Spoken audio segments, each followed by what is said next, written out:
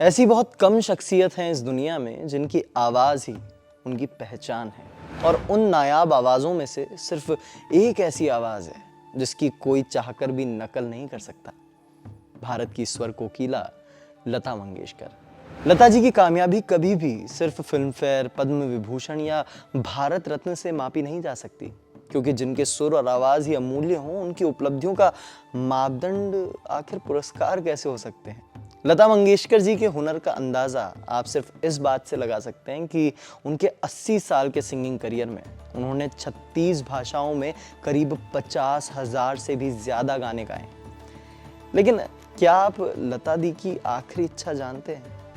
शायद आप इस बात से वाकिफ ना हों, लेकिन स्वर कोकिला की आखिरी इच्छा उनके निधन के 611 दिन बाद जाकर पूरी हुई।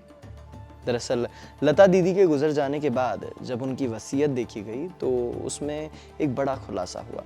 पता चला कि लता जी की आखिरी इच्छा तिरुमाला तिरुपति देवस्थानम यानी कि टीटीडी को 10 लाख रुपए दान करने की है, जिससे कि मंदिर में भक्तों के लिए और बेहतर काम हो सके। गौरतलब है कि तिरुमाला तिरुपति देवस्थानम यानी कि टीटीडी एक इंडिपेंडेंट ट्रस्ट है जो कि आंध्र प्रदेश के तिरुमला में तिरुपति वेंकटेश्वर मंदिर का प्रबंधन भी देखता है।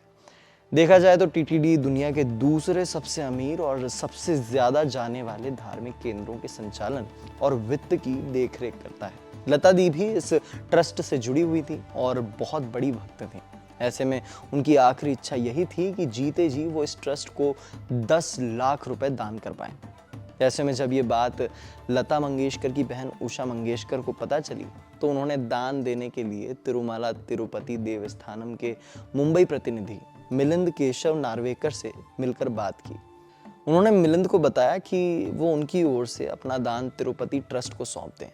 परिवार के अनुरोध के बाद टीटीडी बोर्ड के मेंबर मिलिंद नार्वेकर ने टीटीडी ईओ एवी धर्म रेड्डी को दान का चेक सौंपा, और इस तरह 9 अक्टूबर 2023 को लता मंगेशकर लता दीदी की आखिरी इच्छा पूरी हुई, उनके निधन के कुल 611 दिन बाद। हर किसी को अपनी आवाज़ और संगीत से खुश कर देने वाली, मंत्र मुक्त कर देने वाली लता दीदी को इंडिया टीवी की ओर से शत शत नमन।